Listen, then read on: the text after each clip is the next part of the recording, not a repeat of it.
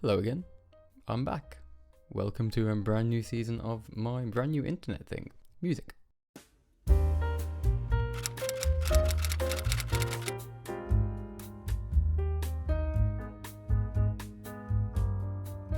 I'm here to get excited about the 2022-23 football season, which is just so implausibly futuristic. We're in champ man levels of the future.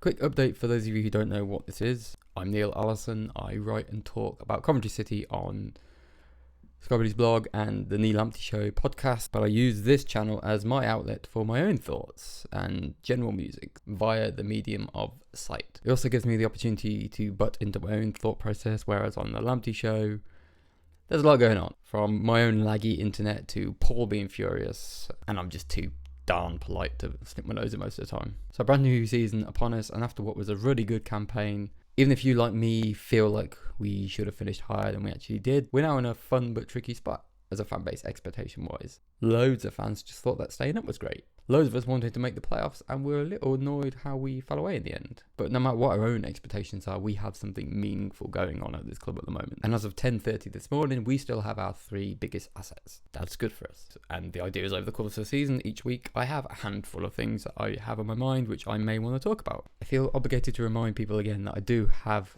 a notebook here. I'm no ant and deck. If you see me looking down, it's because I'm checking what I've written in it. First up, the club has spoken and we've all been rated. Finally, a ranking system for how great we all are as fans. This is what we needed. On reflections, I don't care enough about it to get worked up either way. And with the way online ticketing works nowadays, I guess there has to be some sort of model which protects people who can't potentially get online at 9 AM. I guess the area of concern, which is just a natural consequence of a system of this type, but it's pretty much guaranteed to create an elite club which will only get harder and harder for people to get into. So you need points to get tickets in the first place, but to get tickets moving forward, you need those points, or vice versa. Ultimately, the rich, aka the very best Cov fans, will get richer. It's that kind of system. It's this self-fulfilling club that once you're in, which is a shame for little Jordan, who is desperate to go and watch the big away game, but mummy and daddy have let him down because they are rubbish fans and useless parents. Not my words, the club and the points.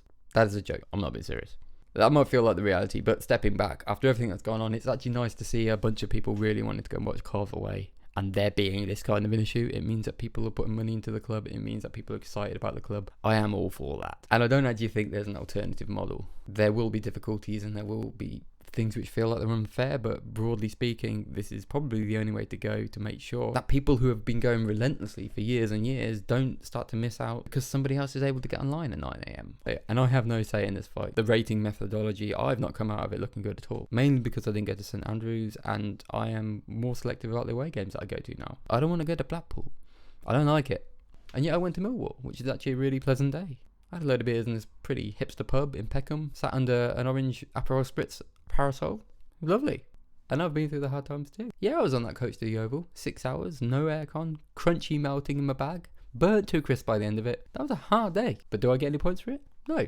Grow that score quietly, put in the hard yards, probably don't promote it in your Twitter bio. Okay, that's the important stuff. Team-wise, it's been a relatively low-key summer on the transfer front, although it has pumped into gear in the last few weeks, and I'm starting to feel dangerously optimistic again, particularly about the loans that we brought in. Doyle, Panzo, the lad from Palace whose name escapes me, but I'm going to write in this little space here. Each come with pretty strong reputations and the potential to replace the loans that we lost over the summer. Doyle, while not apparently great in the air, is deceptively big when you consider his face. Comes with great pedigree from Man City and the England youth teams. Handled himself really well at Sunderland last year, which is not easy. Seems like a great acquisition. Panzo's clearly had great fun in pre-season, scoring 3 goals and looking sturdy and tough and dynamic in his position. Should slot in nicely. Now he's come from Forest, and while we have to take the opinion of Forest fans very carefully given their track record and how they told us that McGolding was the next coming of Jake Paul. This one's for you. But all of the noises from them and afar is that we picked up somebody of real potential. And I love Hyam, Rose and McFadden for how they've stepped up from League One to the Championship.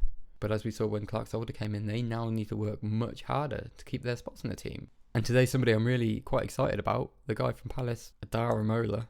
who is ultimately our Maatsen replacement. I know there have been some mixed feelings about how much we'll actually miss Maatsen, but the key for me is the style of the replacement. We saw last season that Bidwell didn't quite suit our attacking dynamic that well, or at least as well as we thought he would do. And when you look at optimum balance in the attack, for me, Maatsen and Darboe was clear choices on the wing. They just know how to interact better with O'Hare and Harmer from a quality perspective. That's kind of what I want from this new guy. And if you, I'm sorry to say this, but check out his videos on YouTube, we have a chance with him. He looks incredibly dynamic and direct, which will be great for maintaining the same attacking threat that we had last season.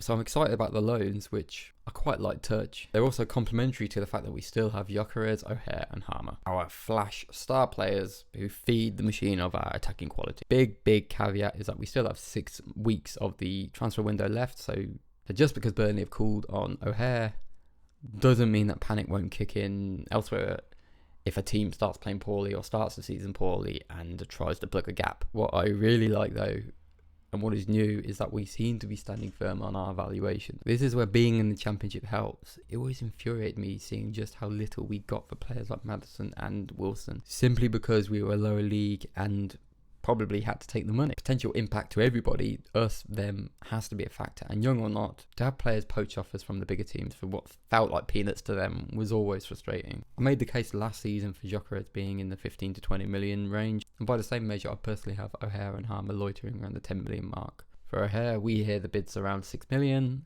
but his value has to be higher. He's a flash, young, English football player. We might know that he has a lot of work to do on his end product, but he's an asset with a style that's a real commodity, and value has to come from that as well. Harmer's different. He's just good.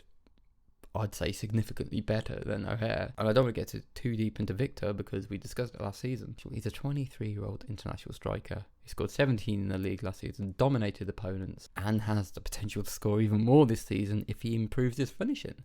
If you can imagine that. When you compare, and you have to compare with others of that ilk, some of those are going in the range of 20 million over the last couple of years. We've held firm, and it's crucial we do, because if they leave at this point, we do have a problem. With them, we're a team that was within reach of the playoffs last season and got to the penultimate game of the season. If people want to take them, they have to compensate for that difference and the potential impact that that might have on us. So fair play to Robbins and Body for sticking to their guns. Even if it's one more window, that's 5 months of those players that we wouldn't have had. I think in the context of any season, that could be huge. I don't do predictions. I think it's a pretty pointless endeavour for me to pretend that I know how things will pan out, but I have expectations based on all the information that we have to date. It seems to be this idea that you have to have sweeping changes to elevate things even further. But who knows, maybe the foundations, what we've now built, are actually really good.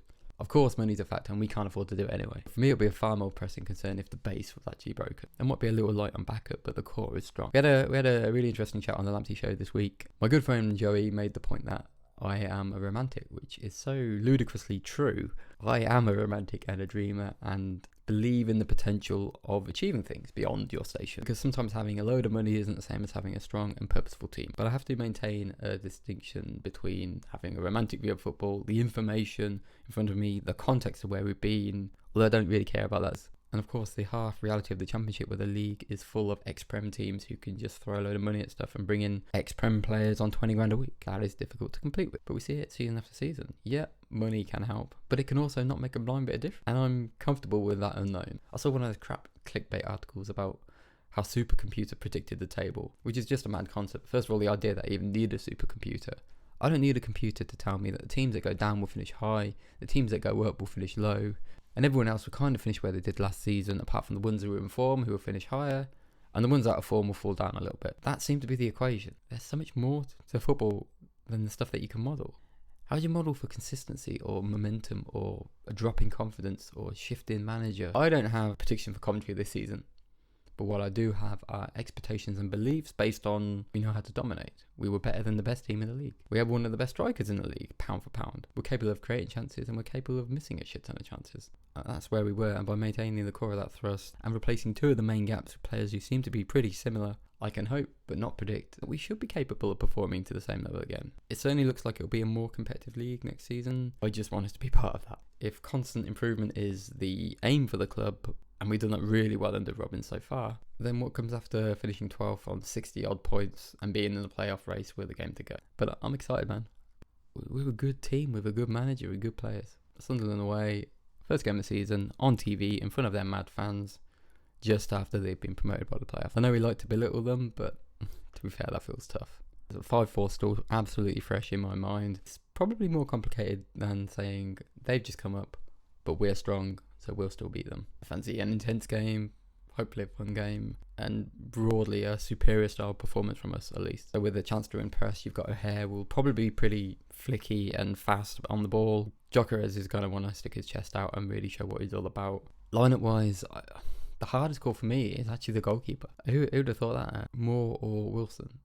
And I really don't know who they're going to go for. So if I was to use my champ manager, football manager experience, I would be picking this lineup.